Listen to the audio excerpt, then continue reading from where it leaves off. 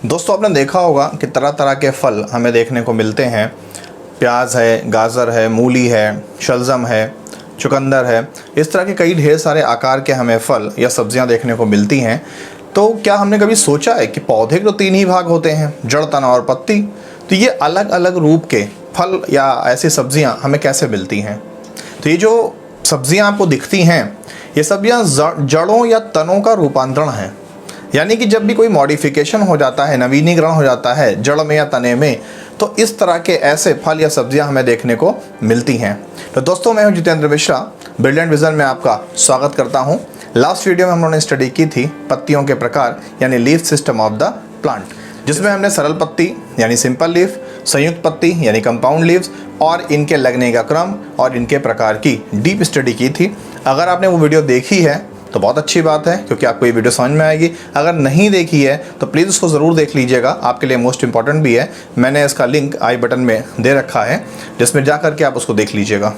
तो आज हम स्टडी करते हैं मॉडिफिकेशन इन रूट्स, यानी पौधों की जड़ों में किस तरह का रूपांतरण होता है।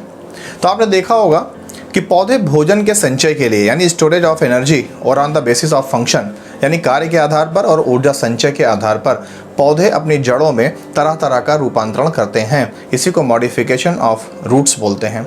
हमें मालूम है कि पौधों में जड़ें जो होती हैं 2 तरह की होती हैं, एक होती है मूसला जड़ और एक होती है अपस्थानिक जड़। तो जो मॉडिफिकेशंस पाया जाएगा यानी रूपांतरण पाया जाएगा वो भी 2 प्रकार का होगा, एक टैप रूट में यानी मूसला जड़ों में और एक एडवेंशियस रूट में यानी अपस्थानिक जड़ों में। तो अब स्टडी करते हैं इनकी। पौधों में क्रियाओं एवं एनर्जी स्टोरेज के बेस पर 3 तरह के रूपांतरण देखे जाते हैं। पहला होता है जड़ों का रूपांतरण, जिसको मॉडिफिकेशन ऑफ रूट्स या इन रूट्स कहते हैं। दूसरा होता है तने का रूपांतरण, जिसको हम मॉडिफिकेशन ऑफ स्टेम्स कहते हैं। और तीसरा होता है पत्तियों का रूपांतरण, जिसको हम मॉडिफिकेशन इन लीव्स कहते हैं। तो सबसे पहले हम स्टडी करते हैं मॉडिफिकेशन इन रूट्स यानी जड़ों का रूपांतरण।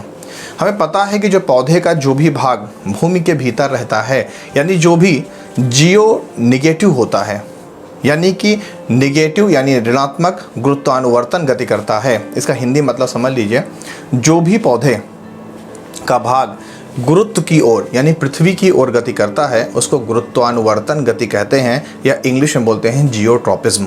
तो अगर कोई पौधे का भाग पृथ्वी की तरफ जा रहा है तो वो जियोट्रॉपिज्म पॉजिटिव है, हिंदी में धनात्मक गुरुत्वानुवर्तन गति कर रहा है, यानी वो पृथ्वी की ओर जा रहा है। अगर पौधे कोई भाग ऊपर की ओर गति कर रहा है यानी पृथ्वी के विपरीत, तो उसको ऋणात्मक गुरुत्वानुवर्तन गति या निगेटिव जियोट्रॉपिज्म कहते हैं। तो जड़ जो होते हैं ये हमारे पॉजिटिव होते हैं, भूमि की ओर यानी भूमि की ओर गति करते हैं। तो ये पौधे, इनके अंदर जड़ों में जो जाइलम होता है ये भूमि के अंदर से जल व खनिज लवण का अवशोषण करके पौधे के समस्त भागों तक पहुंचाता है, जिससे पूरे पौधे के सभी भाग को जल व खनिज लवण मिल पाता है। तो इन जड़ों में जो रूपांतरण होता है ये 2 तरह का होता है, क्योंकि जड़ भी 2 तरह के होते हैं। एक होता है मूसला जड़ों में रूपांतरण और एक होता है अपस्थानिक जड़ों में रूपांतरण। तो सबसे पहले हम स्टडी करते हैं मूसला जड़ों में रूपांतरण। मूसला जड़ें खाद्य पदार्थों के संचय, जिसको आप फूड स्टोरेज कहते हो, उसके कारण फूल कर मोटी हो जाती हैं और अनेक अनेक आकार में बदल जाती हैं। तो उनके आकार के आधार पर मूसला जड़ों में इन 4 प्रकार का रूपांतरण पाया जाता है। पहला होता है शंकु रूप जड़ें, जिसको हम इंग्लिश में कॉनिकल रूट्स बोलते हैं। दूसरा होता है कुंभी रूप जड़ें, जिसको हम नेपिफॉर्म रूट्स बोलते हैं। तीसरा होता है फ्यूजिफॉर्म रूट्स और चौथा होता है कंदिल जड़ें, जिसको हम ट्यूबरस रूट्स बोलते हैं। तो 1 बाय 1 हम इनके डिस्कस करते हैं। तो जो शंख रूप जड़ें होती हैं, ऐसी जड़ें ऊपर आधार पर बेस पर मोटी होती हैं और जैसे जैसे नीचे होती जाती हैं वो पतली होती जाती हैं। आपने गाजर देखा होगा कि गाजर में ऊपर का हिस्सा मोटा होता है और नीचे का हिस्सा पतला होता है। तो ऐसी ही जड़ों को हम शंख रूप जड़ें यानी कोनिकल रूट्स कहते हैं। और आपने फिजिक्स में या मैथ्स में कोन्स को देखा होगा, ये कोन्स ऊपर चौड़े होते हैं और नीचे पतले होते जाते हैं। आपने आइसक्रीम खाई होगी, आइसक्रीम का जो कप कोन होता है उस कोन को भी अगर आपने देखा हो तो ऊपर का हिस्सा गोल गोल चौड़ा और नीचे पतला होता जाता है, जिस कोन में आइसक्रीम भर करके हम आप इंजॉय करते हैं। अब डिस्कस करते हैं कुंभी रूपी जड़ें, जिसको हम नेपिफॉर्म रूट्स कहते हैं। नेपी नाम के वर्ड का मतलब होता है घड़ा। आप लोगों ने घड़ा देखा होगा, बेस पे वो फूल का लट्टू जैसा मोटा हो जाता है। तो जो भी जड़ें इस आकार को ग्रहण कर लेती हैं उन जड़ों को हम कुंभी रूप जड़ें कहते हैं, जिसको इंग्लिश में नेपीफॉर्म कहते हैं। जैसे आपने शलजम देखा होगा, शलजम आपका गोल गोल सा लट्टू जैसा होता है और नीचे हल्का सा नुकीला जैसा हिस्सा होता है, इसीलिए इसकी बनावट के आधार पर इसको हम नेपीफॉर्म यानी कुंभी रूप कहते हैं। ऐसी जो भी सब्जियां आपको दिखें वो जान जाइएगा कि वो मूसला जड़ों में कुंभी रूप जड़ के रूप में आपके सामने हैं। अब डिस्कस करते हैं कि फ्यूजिफॉर्म रूट्स क्या होती हैं। इनमें ऊपरी भाग जो होता है वो मोटा होता है, लेकिन शुरुआत हल्की सी पतली होती है, यानी एकदम शुरुआत हल्की सी सकरी, उसके बाद मोटा और नीचे आते आते पतला होता जाता है। ऐसे बनावट को हम फ्यूजिफॉर्म कहते हैं और इस प्रकार की जड़ें फ्यूजिफॉर्म रूट्स कहलाती हैं। जैसे आपने मूली को एंजॉय किया होगा, तो अगर मूली आपके दिमाग में आ रही हो तो मूली का शुरुआत जो होता है ऊपर से जहाँ पत्ती लगी होती है वो हिस्सा हल्का सा सकरा होता है, उसके बाद का हिस्सा मोटा होता है और नीचे आते आते पतला होता जाता है। इसी को हम बोलते हैं फ्यूजिफॉर्म रूट्स। अब डिस्कस करते हैं नंबर 4, कंदिल जड़ें, जिसको हम ट्यूबरस रूट्स बोलते हैं। ट्यूबरस की मीन ट्यूब के आकार का, यानी ना कोई आकार नहीं होता, ये फूली होती हैं और फूल का किसी भी आकार की हो सकती हैं, इसीलिए इनका नाम है कंद। अगर आपने को ध्यान हो तो जो मर्यादा पुरुषोत्तम प्रभु श्री राम जी थे, जब ये 14 वर्ष के वनवास के लिए गए थे तो इन्होंने वन में कंद मूल खाए थे। शब्दों पे ध्यान दीजिए, कंद मूल, कंद मीन ट्यूबरस और मूल का मतलब जड़ें। इन्होंने इन्हीं ट्यूबरस रूट्स को खाया था। जैसे आप आलू खाते हो, जैसे आप घुइया खाते हो या जिमीकंद खाते हैं, ये सारी चीज़ें क्या हैं, ये ट्यूबरस रूट्स को रखती हैं। ऐसे ही एक 4 बजे वाला फूल का पौधा है जिसको हम 4 o'clock प्लांट बोलते हैं। ऐसा इसलिए क्योंकि उसमें अधिकांश लाल रंग के फूल 4 पत्तियों वाले होते हैं और लगभग 4 बजे शाम के आसपास उसमें फूल आता है। तो उसकी जो जड़ें होती हैं वो भी फूल कर ऐसे होती हैं, इसीलिए उसका नाम है कंदिल जड़ें यानी ट्यूबरस रूट्स। तो अब हम डिस्कस करते हैं अपस्थानिक जड़ों में रूपांतरण यानी ट्रांसफॉर्मेशन या मॉडिफिकेशन इन एडवेंशियस रूट्स। अब इस अपस्थानिक जड़ों में जो मॉडिफिकेशन होता है उसके बेस पर ये जड़ें 16 प्रकार की होती हैं, जिनमें से 12 प्रकार की जड़ों को मैंने बोर्ड पर एक्सप्लेन किया है। बोर्ड क्लीन होने के बाद बाकी 4 आपको और एक्सप्लेन करूँगा। सबसे पहले बात करते हैं कि पहली होती है गुच्छित जड़ें, जिनको हम बोलते हैं फैसिकुलेटेड रूट्स। दूसरा होता है ट्यूबरस रूट्स, जिसको हम कंदिल जड़ें कहते हैं, अभी हमने मूसला में पढ़ा भी था। तीसरा होता है ग्रंथिल जड़ें, जिनको हम ग्लैंडुलर रूट्स बोलते हैं, ग्लैंड जैसे हमारी बॉडी में ग्रंथियां होती हैं। नेक्स्ट है मालाकार जड़ें, ये है बीडेड रूट्स। नेक्स्ट है वलयित जड़ें, वलय के आकार के छल्ले नुमा, इनको बोलते हैं एनुलेटेड रूट्स। नेक्स्ट है जटा मूल जड़ें, जिसको हम स्टिल्ट रूट्स कहते हैं। नेक्स्ट है अवस्तंभ जड़ें, जिसको हम प्रॉप रूट्स कहते हैं। नेक्स्ट है आरोही जड़ें, जिसको हम क्लाइंबिंग रूट्स कहते हैं। अगला है पुस्ता जड़ें, जिसको हम बटरस रूट्स कहते हैं। नेक्स्ट है परजीवी जड़ें, जिसको हम पैरासिटिक रूट्स कहते हैं। नेक्स्ट है प्लावी जड़ें, जिसको हम फ्लोटिंग रूट्स कहते हैं। श्वसन जड़ें, जिसको हम रेस्पिरेटरी रूट्स कहते हैं। बाकी 4 अभी इसके बाद। तो 1 by 1 हम इन सभी रूट्स की स्टडी करते हैं। तो नंबर 1 गुच्छित जड़ें। ऐसी जड़ें बेस पर यानी आधार पर गुच्छे के रूप में होती हैं और ऐसी जड़ें सतावर में, डहेलिया में या गेंदा में भी पाई जाती हैं। आप उसको देख सकते हैं, आपने देखा भी होगा। Next tuberous roots. आपने देखा होगा कुछ जड़ें ऐसी होती हैं जो बेस पर मोटी होती हैं और नीचे पतली होती जाती हैं, इनको हम ट्यूबरस रूट्स कहते हैं। ट्यूब के फॉर्म की, ऊपर मोटी नीचे पतली, जैसे शकरकंद। ऐसा भी आपने मूसला जड़ों में गाजर के बारे में पढ़ा था, मगर ये अपस्थानिक जड़ों के रूपांतरण हैं। नेक्स्ट ग्रंथिल जड़ें, ग्लैंडुलर, नाम से ही क्लियर, ग्लैंडुलर ग्रंथिल, यानी ये जड़ें शुरुआत में पतली पतली संकरी होती हैं मगर बेस पर जा कर के ये मोटी हो जाती हैं। जैसे आपने हल्दी देखी होगी, आमा हल्दी आपने देखी होगी जो चोट में काम आती है। तो हल्दी और आमा हल्दी ये दोनों में ये ग्रंथिल जड़ें यानी ग्लैंडुलर रूट्स पाए जाते हैं। अब डिस्कस करते हैं मालाकार जड़ों की।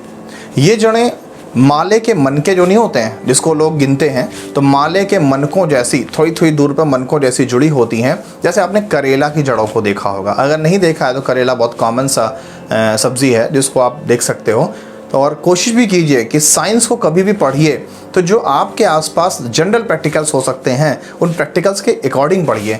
जब हम करके देखते हैं तो लंबे समय तक याद रहता है, वरना ये रटंत विद्या फलंत नाही, रटी हुई चीज़ आपको लंबे समय तक याद नहीं रह पाएगी, समझ के रखेंगे तो याद रहेगी। नेक्स्ट, वलय जड़ें। वलय का मतलब होता है एनुलेटेड यानी छल्ले। तो ये जड़ें छल्ले नुमा जैसी होती हैं और इनका एग्जाम्पल है वेनुएला और यूरागोगा। ये दोनों पौधों की जो जड़ें होती हैं इनकी जड़ें छल्लों जैसी होती हैं, इसीलिए इनको हम एनुलेटेड रूट्स या वलयित जड़ें कहते हैं। अब डिस्कस करते हैं जटामूल जड़ों को।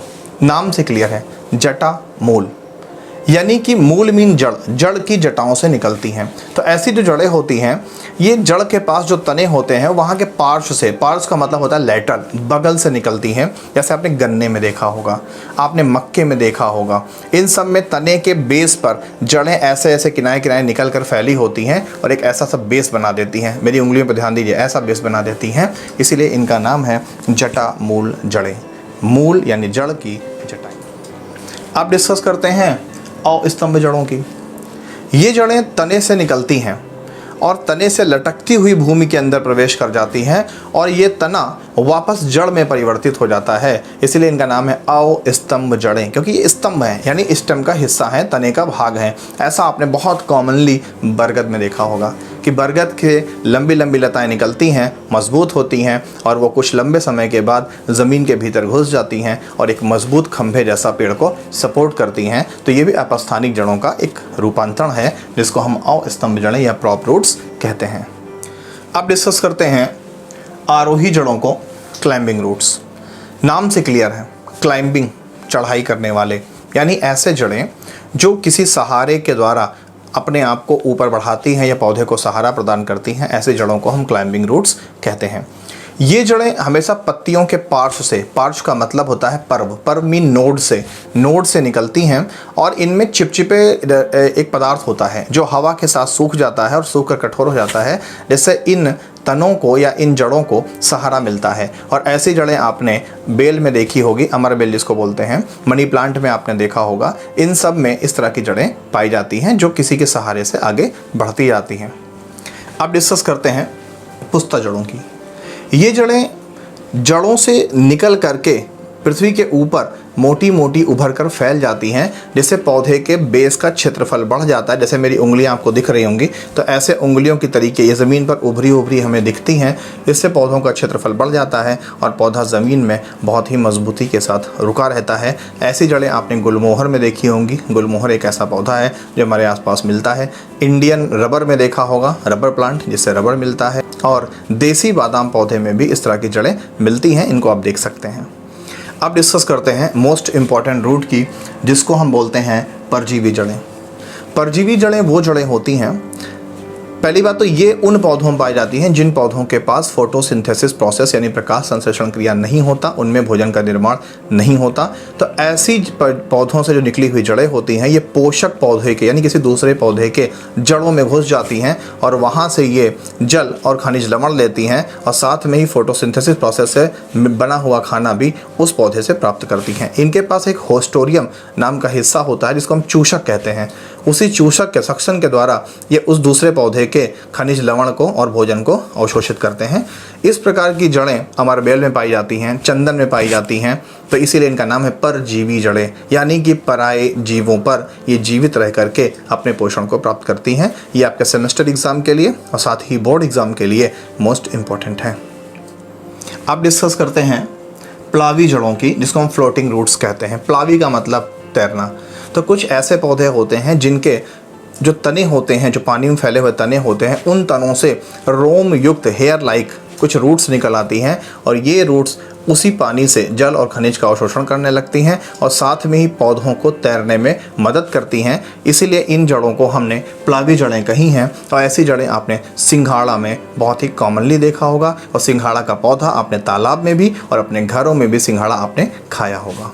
नेक्स्ट, मोस्ट इम्पॉर्टेंट जड़ का डिस्कशन करते हैं। ये टिप्पणी में, कमेंट्स में ज़रूर पूछा जाता है और कंपटीशन में भी पूछा जाता है, और वो है श्वसन जड़ें, जिनको हम रेस्पिरेटरी रूट्स कहते हैं। ऐसे पौधे जो दलदली स्थानों पर पाए जाते हैं। तो दलदली स्थानों पर कार्बनिक पदार्थों के सड़ने से मीथेन नाम की गैस बहुत ज़्यादा बनती है, इसको याद रखिएगा। तो मीथेन गैस की मात्रा वहाँ ज़्यादा होती है और इन पौधों को ऑक्सीजन नहीं मिल पाता, तो इन पौधों की जड़ें ऑक्सीजन के खोज में ज़मीन से ऊपर निकल आती हैं और बाहर आकर के श्वसन क्रिया करती हैं, आवश्यकता अनुसार कार्बन डाइऑक्साइड और ऑक्सीजन को अपने अंदर स्टोर करती हैं, यानी संवहन करती हैं। तो चूंकि ये सांस लेने कार्य कर रही हैं, इसलिए ऐसी जड़ों को हम श्वसन जड़ें या रेस्पिरेटरी रूट्स कहते हैं। ऐसा आपने राइजोफोरा नाम के पौधे में देखा होगा। मैंग्रोव वनस्पतियों में भी इस प्रकार की जड़ें पाई जाती हैं और ये मोस्ट इंपॉर्टेंट है, मैं 2 बार बोल चुका हूँ।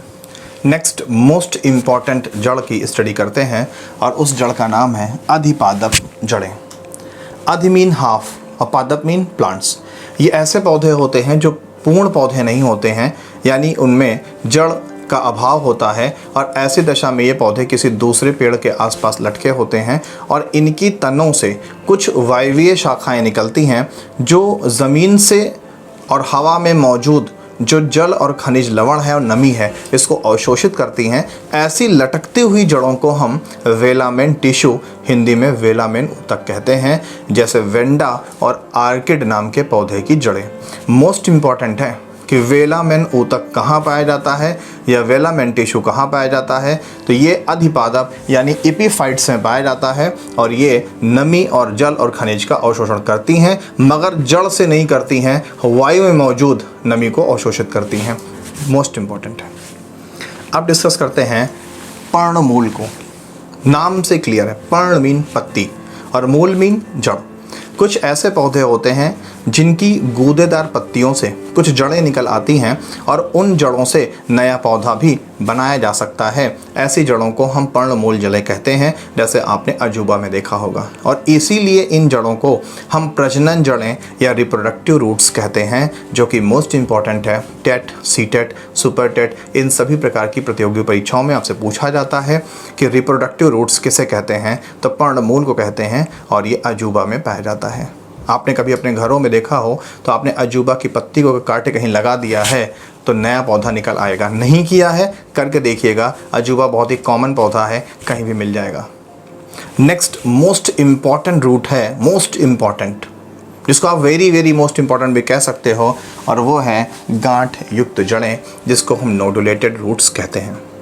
नोडुलेटेड रूट्स जो होते हैं ये दलहनी पौधों में पाए जाते हैं। जितने भी लेग्यूमिनेसी फैमिली के पौधे हैं, जिसको आप दाल फैमिली बोलते हो, तो दाल फैमिली के जितने पौधे होते हैं, इनकी जड़ों की गांठों में राइजोबियम लेग्यूमिनेसोरम, नाम को दोबारा रिपीट करता हूँ, राइजोबियम लेग्यूमिनेसोरम नाम का बैक्टीरिया होता है, जो वायुमंडल की मुक्त नाइट्रोजन को नाइट्रेट में कन्वर्ट करके पौधों को खाद के रूप में देता है।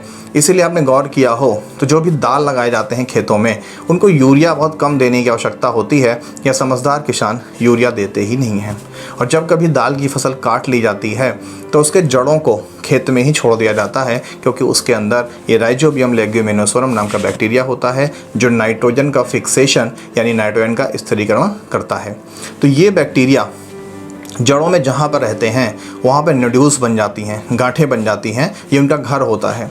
तो ये करते क्या हैं कि पौधों से तैयार भोजन को पौधों से लेते हैं और वायुमंडल से नाइट्रोजन को पौधों को देते हैं। तो दोनों एक दूसरे को फ़ायदा पहुंचाते हुए ज़िंदगी जीते हैं, और इस प्रकार के रिलेशनशिप यानी रिश्ते को हम सहजीविता यानी सिम्बायोसिस कहते हैं। मोस्ट इम्पॉर्टेंट है, अलग से पूछा जाता है कि सहजीविता से आप क्या समझते हो, या what do you mean by symbiosis. तो ऐसी जड़ों के संगठन को ही हम नोडुलेटेड रूट्स कहते हैं और ये सहजीवी पौधों में पाए जाते हैं। लास्ट डिस्कस करते हैं स्वांगी कारक जड़ें, नाम एसिमिलेटरी। एसिमिलेशन हमारी बॉडी में भी होता है। जब हम भोज्य पदार्थ का पाचन करते हैं तो हमारी लीवर्स में कुछ छोटी छोटी बाल नुमा स्ट्रक्चर्स होते हैं, जिनको विली बोलते हैं, वो भोजन का अवशोषण करते हैं। तो अवशोषण करना ही स्वांगीकरण कहलाता है। तो कुछ ऐसे पौधे होते हैं जिनके वायवीय तनों से जड़ें निकलती हैं और वो जड़ें हरी हो जाती हैं और हरी होकर के प्रकाश संश्लेषण क्रिया करने लगती हैं। ऐसी ही जड़ों को हम स्वांगीकारक जड़ें कहते हैं, जैसे आर्किड और वेंडा में ये जड़ें पाई जाती हैं। तो ये हमने स्टडी की अपस्थानिक जड़ों के रूपांतरण, जिसको मॉडिफिकेशन ऑफ एडवेंशियस रूट्स कहते हैं। अब हम नेक्स्ट वीडियो में स्टडी कर देंगे तनों में रूपांतरण यानी कि मॉडिफिकेशन इन स्टेम्स। उम्मीद करता हूँ कि आपको ये वीडियो पसंद आया है। अगर वीडियो पसंद आया है तो please like, share and subscribe ज़रूर कीजिए, जिससे मेरे मेहनत का फ़ायदा मुझे मिले और आपको मैं ऐसे ही नए नए वीडियो मैं देता रहूं। इसलिए प्लीज़ सब्सक्राइब ज़रूर करिएगा। Thank you. मिलते हैं नेक्स्ट वीडियो में।